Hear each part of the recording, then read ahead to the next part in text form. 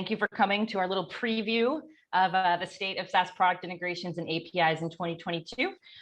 We are open for questions for this. This only runs about 30 minutes, but if anyone has questions, you can throw it into the Q&A, and Kelly and I can try to answer those as they come in, if it's relevant, or towards the end. But we're excited to have everybody join, and this will be recorded. And Kel, is this going to be a blog post too, or just the ebook? Just the ebook, which we'll send to everyone who registered after the event. Excellent. All right, so let's get started. So why should all of you nice people care about this report? We all know APIs are super exciting. So why is it important for you, a lot of you folks are partnership folks, to care about this? So one is to get more resources for integrations internally. We've talked to hundreds, maybe thousands of partnership people at this point, and that is like the overarching themes. It's really hard to get folks to work on this problem within your organization. So being able to show that there's trends here with growing companies and really large companies could be super helpful. Excuse me. You'll also learn about successful tactics and approaches to integrations and tech partnerships, and to see how the SaaS market approaches APIs at different stages. And some of this was actually quite surprising to me. So thanks so much to the Pandium team here for pulling this together. So Kel, do you want to talk a little bit about the methodology of this report? Yeah, so just for a little bit of color to understand what's in this report is we looked at the top 50 public and the top 50 private, meaning the largest SaaS companies.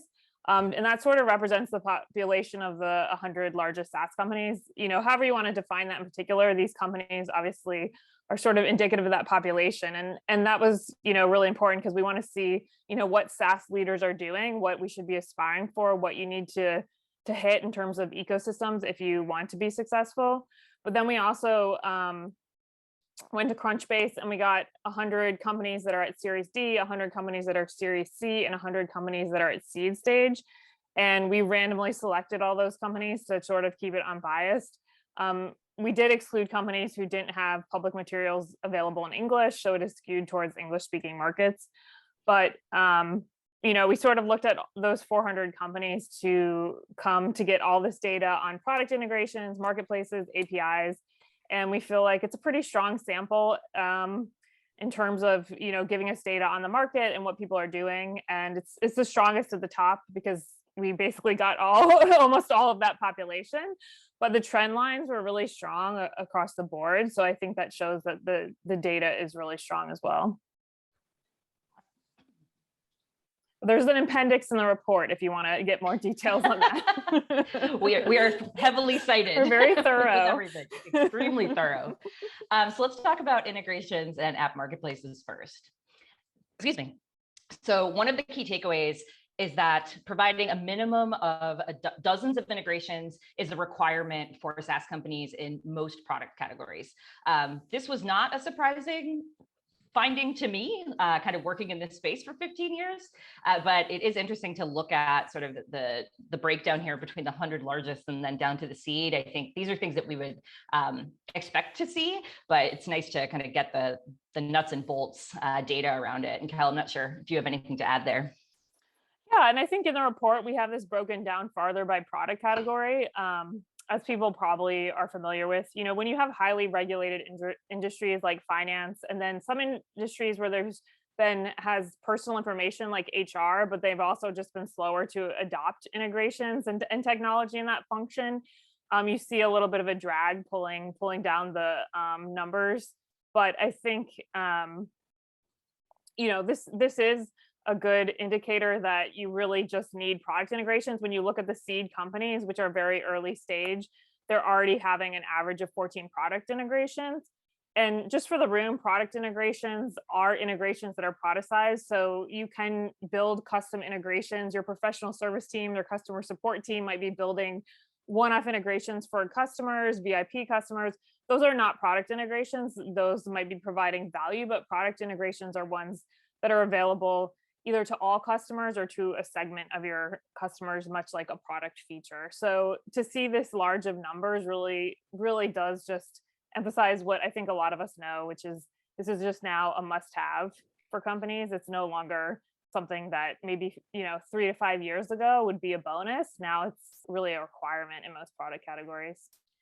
Yeah, I totally agree. And one thing that I find that's interesting is in some of those more antiquated industries or industries that are slower to adopt, cloud-based technology, having integrations can be a huge commercial value. Like it differentiates you from your competitors. And if you're in an industry where there's very, very little integration, it can be more challenging, but that can be a great way to stand out from the crowd, and also help to sort of move that industry forward. I love that. I think that's a great point because I would say to people in those industries, like HR tech is a good example, like learn from what's happening in marketing and sales technology. And partner technology is a good example too. It's just a newer category. I think they're very tech savvy, but they're just newer. But learn from these other business functions and these other verticals that have already built this out and see what's going to happen and use that to your advantage and get ahead of the curve. Yeah, 100%. And I also always cite ecom as having like a very mature concept of ecosystem. Shopify helped with that, but you could just see how well that works when the whole sort of industry adopts it. Cool. So another key takeaway is at scale, app marketplaces rise in importance as a place for customers to discover solutions. So I really love this graph myself and seeing the disparity between even like series seed stage and series C companies. One thing that I just want to point out, because I think it's not necessarily a well known or well socialized, is the difference between a public marketplace and an in-app marketplace. So typically companies will have within their marketing department some sort of showcase of their partners or the apps that they have. So that's oftentimes owned by marketing. Maybe partnerships has some ability to update content or something, but it's not really interoperable. It's meant to try to drive leads and showcase partners. An in-app marketplace is more about that interoperability as well as discovery. So the buyer or the user of your in-app marketplace is going to be someone that is already a customer of yours or is on a trial or something of that nature.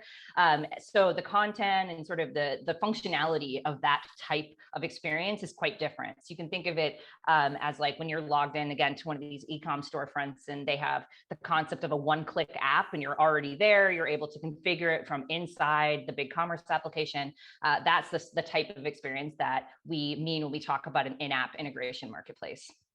Kel, I don't know if you want to add on to that. You can really see on the seed companies, right? And I think we've seen this, Cristina, in the last 2 to 5 years, where companies more and more are recognizing the go-to-market value and the behind it. So they're trying to launch these public marketplaces, which are essentially WordPress themed sites. They're CMSs. They're not necessarily that complicated.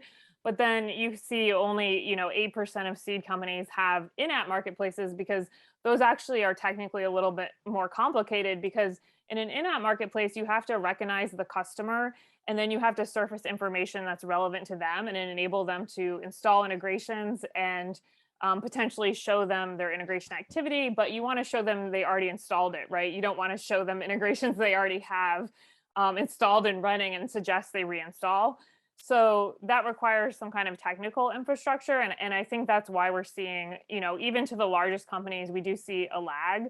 And I think that that's definitely something that we're going to continue to see, because it's a bigger investment. But it is interesting in the later stages where it's quite present, right? Like almost 3/4 of large companies are offering their customers an in-app marketplace. And I think that shows the value from the product user experience and the convenience to be able to be logged in, get the integrations that are relevant to you, the ones that are available on your plan, and to install them. Yeah, 100%. And I really found it interesting, the stats here about the transactional app marketplace, just because we're like in this all day, every day. A lot of companies ask us, like, how should we monetize this? Should we be selling licenses? Should we be like taking a haircut? And even in the largest companies, and they sort of have the sway to be able to do that and say, no, you have to build it into our billing API. It's really not that common to be able to purchase through that marketplace. And, myself personally, I think that there's a trend towards like self-discovery, and also, B2B buyers don't want to pay for apps, the integration themselves. So that's sort of trending out. But I was actually surprised that number was so low. I don't know about you, Kel. Yeah, no, I mean, to me, it's very interesting, because I think the business model and monetization models around tech partnerships in general are very much in flux. So I actually wasn't sure what it would be. I will point out, I think it's pretty much a zero-sum game when it comes to product integrations. So for the customer, when they look at their sort of anchor systems like Shopify, HubSpot, or Salesforce, then there's value in being able to purchase the ancillary systems alongside that through the anchor system, but only so many systems can be anchor, right? So, but I will say what isn't a zero-sum game is extensions. So if people allow extensions to be built on their product that are third-party and partner developers just building on top, that is unique to that system. So in theory, every SaaS company could be making that transactional. But when it comes to actually either selling the integrations or partner systems, which is where the most money is going to be, right, is in selling the partner systems, because those are going to be the most expensive, you can only have so many. So it is inherently like sort of an upper limit in terms of when you get these like functional ecosystems, whether it's e-commerce, CRM, AWS, there's only so many that can be transactional when it comes to those two categories. So I think that is an interesting limit on that. Yeah, and there's also, excuse me, technical limitations to being able to do that with your partners. So even if you build all the infrastructure for the payment processing and all of this, you're still relying on your partners to allow you to provision an application, to allow you to do the billing, which depending on the maturity of your business, you may already be beyond wanting to do something like that, or it may be too heavy of a lift for questionable or sort of unknown results, I would say. Cool. And I will say for the folks that just joined, please feel free to throw questions in the Q&A. We'll get to as many as we can before the top of the hour. I see again some familiar faces, names in here. So would love to hear your thoughts too. So let's talk about API styles and public documentation, the sexiest topic of all time. Why should you care about this as a partnership person? Yeah, right. You should though.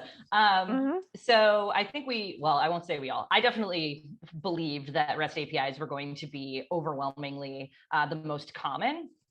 GraphQL has been trying hard, but I think it has a way to go. But surprised at the webhooks being so prevalent. That's a relatively new sort of iteration, at least in a more common way in SaaS. Yeah, and I was very surprised. I knew REST was the most dominant style just from having been on like tons of SaaS companies docs, but I was actually surprised that it was this high.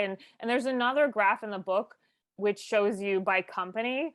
So a lot of these secondary ones are actually not, they're complementary to companies that already have a REST API. So someone will have a REST API, and this is the larger companies, it's really the top 100 companies. They'll have the REST, then they'll have a SOAP, then they'll have a GraphQL as well. There was actually very few companies that only had GraphQL. I think there was G2 out there who had a JSON API only. That was very unusual. So I think that REST is just so dominant, and this is important for people. And I think what the lesson here is, use REST unless you have a real business reason not to, because developers are familiar with it. And interoperability comes from reducing friction. So if you can reduce the friction that it takes for developers to build an integration to your system, you are going to be ahead. And REST is just so exceedingly common now that you have so many more developers that are familiar with it. They're used to working with it. They really understand it. GraphQL did have a lot of buzz. I was expecting to see more, but there really wasn't that many. And just as a reminder, these are the external APIs that people are offering to their partners and third parties for developers. It's not what people might be using internally. But the webhooks, I agree. I feel like GraphQL, it's relatively recent in popularity, but a lot of companies did have them. One interesting thing though, is a lot of companies were just offering them for 3 or 4 event triggers. So they were only supporting them for limited use cases. And I think that's great. I think offer it as early as you can, because webhooks, when you need real-time data and when you want to allow more efficiency for a particular use case where the data might only need to come 2 times a day or 3 times a day, you don't want to force developers to build an integration where they're calling you 50 times a day through the REST API when they could just set up a webhook and then they're being notified twice a day. It's much more efficient, but it depends on your product or use case. Suss it out. If there's a need there for the end user, then it's worth offering. Yeah, absolutely. And, there's a lot of hybrid approaches too, right? Like we really advocate for a hybrid approach of using webhooks when they're available, but then also having some form of reconciliation because, the internet is a series of tubes and things can just get lost in there sometimes. And webhooks, Yeah, no, have some webhooks, limitations around retries and stuff. retries, and then also security. I think that's another hesitation that people have. And I think that when you look at the event triggers and the data that you're sending, just be aware of those limitations. Awesome. I want to know who did the Java one. Is that like, there's like two companies? I'm gonna have to look into this. Cool. So another major takeaway is that the majority of Series C and larger companies have public documentation. It's crazy to me when I go to like a really large company and you try to get to their dev docs and they're behind a login that you have to be a paid customer to access. You've heard me complain about this before, Kelly. So any surprising findings here? No, this was exactly what I would expect, and I think it's great to see that even at Series C, the majority have public docs. I think we're only going to see in the next 3 to 5 years these numbers go higher.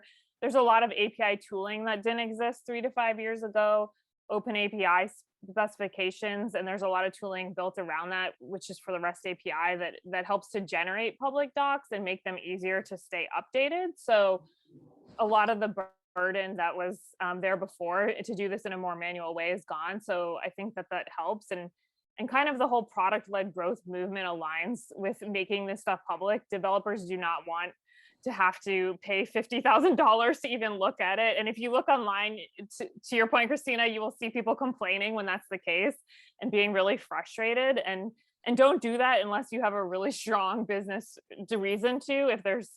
If there's some regulations or security concerns that you have, or I think part of the reason on the younger companies, right, is they don't feel like their API is established or stable enough, and so they don't want to put it out there publicly, only to say, never mind, we're scraping this. So and that makes a certain amount of sense, right? When you first launch, you want to launch with beta partners, beta customers, make sure it's at a stable enough place. But one of the interesting things too is like SDKs, and for those people who are in partnerships might not know, it's basically libraries in a particular language that enable developers to use the API with the language they normally code in. And it was really interesting to see the majority of top 100 companies did provide those, but then when you got down even to Series D, the majority did not. And I think that's another area where we'll probably see more tooling come up to make that easier to provide to developers. Yeah, I agree. I mean, SDKs and libraries are both great, but they require updating when you update your API. So there's some additional work there. I think anyone that's worked on this stuff for long enough has run into libraries that look like they're going to be great, and then you realize that they haven't been updated for however many years. Not at all surprised about the seed stage stuff here. I think for the exact reasons that you mentioned. You don't want someone coming in also and accessing your API if you're not 100% ready. All right. So let's talk about the tech partner experience. So we find that as companies grow, there is less of a barrier to entry to build into their systems, which I think very closely aligns with having public API docs or not, right? Yeah, and I think this is also a measurement, sort of like how open is your ecosystem, right? As you can see on the right side, a lot of these, the answer was there was no partner developer accounts, which makes sense when you're like a seed stage company. But part of it is just they're not open about their partner experience. And I think that you see the larger companies have really embraced information where they're sharing information. They're saying, here's what you need to be a partner. We're being transparent. We're setting metrics. We're telling you what this means. And that's a way to really get the long tail of partners. And 22%, is pretty high. That's a pretty open system where you just can sign up with a personal email and get access to a developer account. That's really encouraging at scale to have people build on you. And it really aligns with the developer persona. Developers don't want to have to talk to someone before they get their hands on things, and letting people sign up without friction really is going to increase the uptake in terms of those people that would otherwise be on the fence. Agreed. I think one barrier to entry here too is just the just like the raw implementation of this, like being able to, have a place for partners to log in, being able to generate sandbox accounts, being able to generate client ID and client secrets programmatically. There are some great big companies that you still have to email someone to be able to get some of those things, even if they do have a partner portal. So I think we'll continue to see this evolve as ecosystems continue to mature across industries. Let's talk about a platform. So takeaway one, the differences between a business model and technical platforms. So aim to be interoperable in the ways that most benefit your product category and your customers. So I know, Kel, we talked about this before this webinar, and you've got some thoughts. Yeah, this was the most interesting finding from the book for me.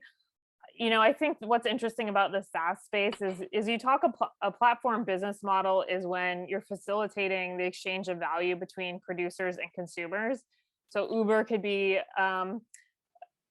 a platform because they're getting drivers and riders together, and social media platforms are bringing people together who are producing content and consuming content, often the same thing. But what's interesting about SaaS is you also have this concept of a technical platform, right? So Shopify, Salesforce, HubSpot, these larger companies are inviting people to build on them as a technical platform. And so these two different uses of the word in SaaS often, I think, get mixed. So people aspire to be a technical platform, even because they're thinking about the business model platform. And these are two very different things.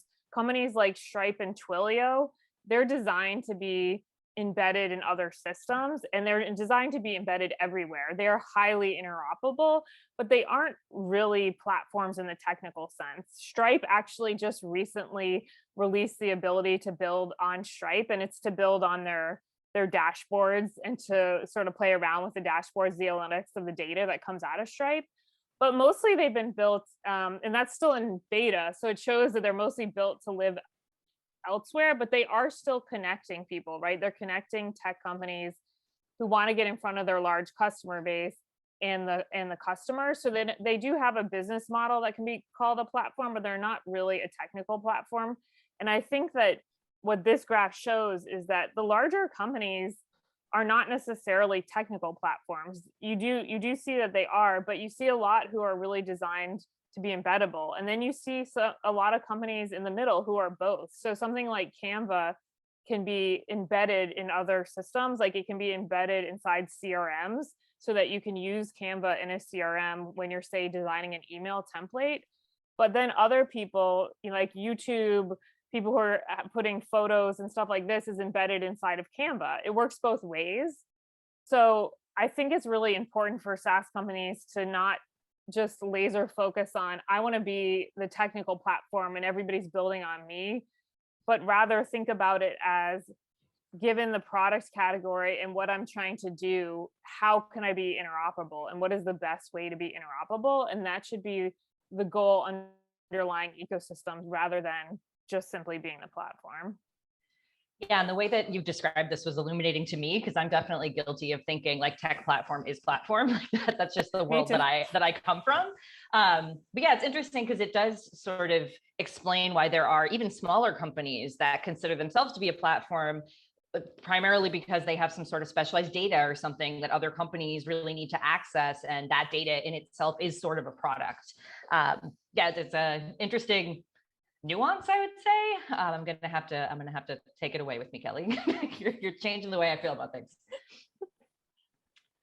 Okay, cool. So just in wrapping, what else can you learn in this book? So we've got integration trends by product category, best practices for public facing and in-app marketplaces, the average number of APIs companies have by stage, which I think is pretty cool, partner and developer portals across stages and sizes, tactics to become interoperable from day one, which I'm sure a bunch of you folks that are here are also thinking about, and details on API characteristics and robustness by stage. So what should you be doing, and what are your friends doing based on the stage of business that you currently are in? Kel, anything else other than amazing graphics and a lot of purple and pink and blue in the ebook that we should know about? No, I think the overarching trend here is larger companies, they've built out the technical infrastructure to sort of support an integrated tech ecosystem and also the tech partner experience. So you see a lot more developer portals, which you can get more information on what those look like in the book and sort of what best practices are. But they really facilitate that partner, whether it's partner or third party developer experience. They have the infrastructure needed to support an in-app marketplace. They have the SDKs. It's really the authentication, which OAuth 2 is in there, and it kind of breaks down how common that is at different stage. So I think it really provides, for most SaaS companies, obviously there's some exceptions, which I also actually break down in the book, but if you fit most product categories, this is definitely a model to follow going forward in terms of leveraging these ecosystems that are just becoming more and more powerful.